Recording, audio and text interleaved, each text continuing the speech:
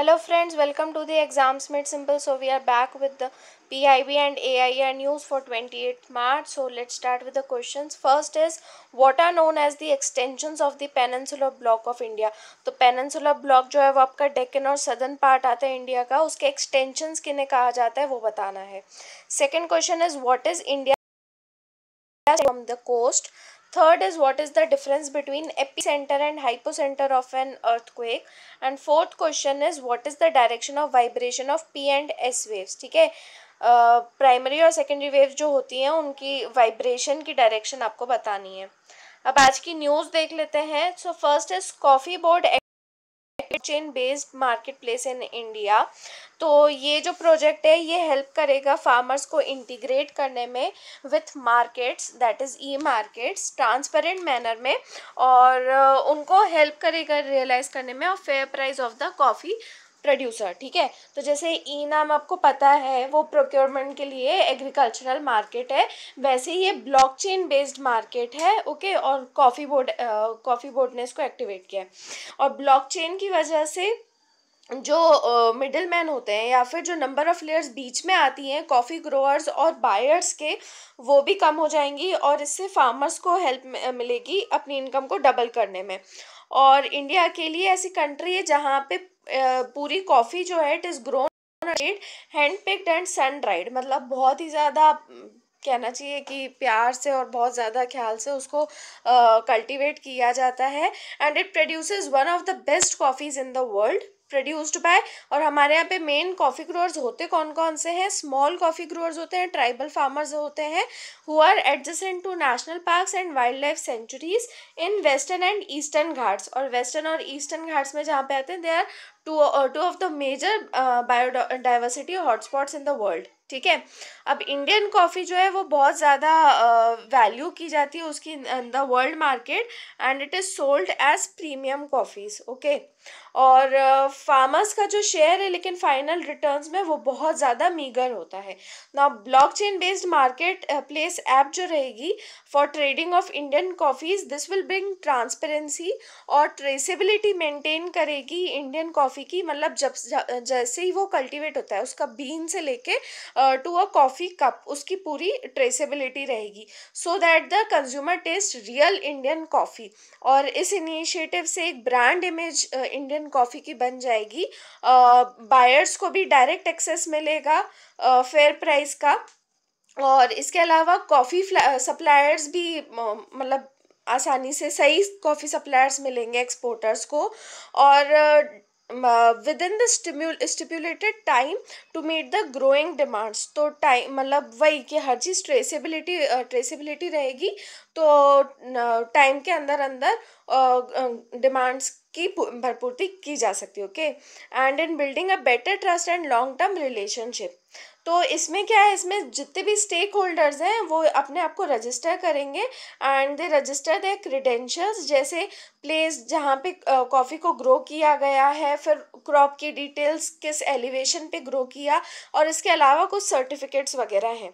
और जो भी एक लॉट निकलेगा कॉफ़ी का उसके लिए एक ब्लॉक क्रिएट किया जाएगा. ओके, जो भी मतलब फार्मर उसको ब्लॉकचेन पे जैसे ही एक लॉट सेल करेगा उसका ब्लॉक बन जाएगा. उस ब्लॉक के क्रीडेंशियल्स जो हैं वो ब्लॉकचेन में स्टोर्ड रहेंगे, जो कि उसकी पूरी जर्नी में अनचेंज रहेंगे, इम्यूटेबल रहेंगे. ओके, ब्लॉकचेन वैसे क्या होता है, ये मतलब आपने इसमें क्रिप्टो करेंसी वगैरह में सुना होगा. तो it is a growing list of records called blocks which are linked using cryptography. तो हर ब्लॉक में जो होता है क्रिप्टोग्राफिक हैश होता है of the previous block, time stamp और ट्रांजैक्शन डेटा. ठीक है, तो वो होती है एक ब्लॉकचेन. अब आईएनएस मगर को डिपार्ट किया गया for Mozambique with relief material. तो मोजाम्बिक में आपको पता है अभी साइक्लोन इदाई आया था और वहाँ पे बहुत ज़्यादा वास्ट स्केल पे डिवास्टेशन हुआ है, और जिसमें हमारे मतलब इंडिया काफ़ी ज़्यादा उनको सपोर्ट कर रहा है. तो उसी में आईएनएस मगर को भी भेजा गया है. और आईएनएस मगर बस याद रखना, it is an amphibious warfare vessel. ठीक है, एम्फीबियस वॉरफेयर वेसल होता है. नाउ AM ट्यूरिंग अवार्ड, जिसका अभी आपने थंबनेल देखा होगा, so it is also referred to as the Nobel prize of computing. ये अवार्ड्स अभी अनाउंस किए गए हैं और इन 3 लोगों को मिले हैं। So who has announced it? Association for Computing Machinery, ACM। और किन लोगों को मिले हैं? Yoshua Bengio, Geoffrey Hinton and Yann LeCun, in the same order as the picture is given. Okay, they are the recipients of the 2018 ACM AM Turing Award. और किस लिए दिया गया है? For their conceptual and engineering breakthroughs that have made deep neural networks a critical component of computing. तो deep neural networks के ऊपर पहले से ही वर्क चल रहा था। ये होते क्या है?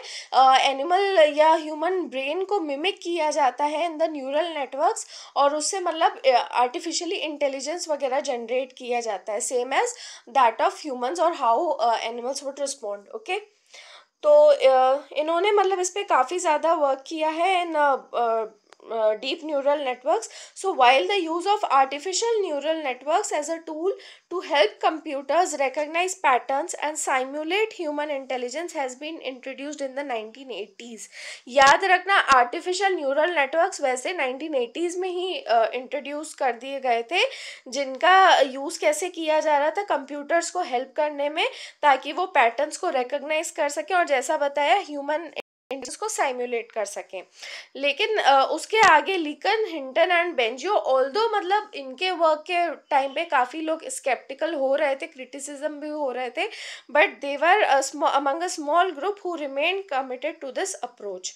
और इस ट्यूरिंग अवार्ड के बारे में देख लेते हैं। इसको नोबेल प्राइज ऑफ कंप्यूटिंग कहा जाता है and it carries a $1 million prize, और financial support is provided by Google and it is named after Alan M Turing. याद रखना, एलन एम ट्यूरिंग ये ब्रिटिश मैथमेटिशियन थे जिन्होंने आर्टिकुलेट किया था mathematical foundation and limits of computing. Okay, now, President Ramnath Kovind was recently honored with Croatia's highest civilian award, that is the Grand Order of the King of Tomislav. तो इसमें याद जो है रखना है वो यही है कि अगर पूछा जाता है grand order of the king of Tomislav कौन सी कंट्री का हाईएस्ट सिविलियन ऑर्डर है, तो वो क्रोशिया का है। और किसको दिया गया है? प्रेसिडेंट रामनाथ कोविंद जी को। And it is awarded to state for their important contribution towards the development of state relations. तो इंडिया ने जो क्रोशिया के साथ में स्टेट रिलेशंस डेवलप किए हैं उसके कंट्रीब्यूशन के लिए इनको ये अवार्ड दिया गया है। ओके, नाउ RBI प्लान्स अ रेगुलेटरी सैंडबॉक्स। ओके, तो मतलब कुछ टर्म्स वगैरह आज काफ़ी इम्पोर्टेंट आए थे, तो रेगुलेटरी सैंडबॉक्स भी इनमें से एक था।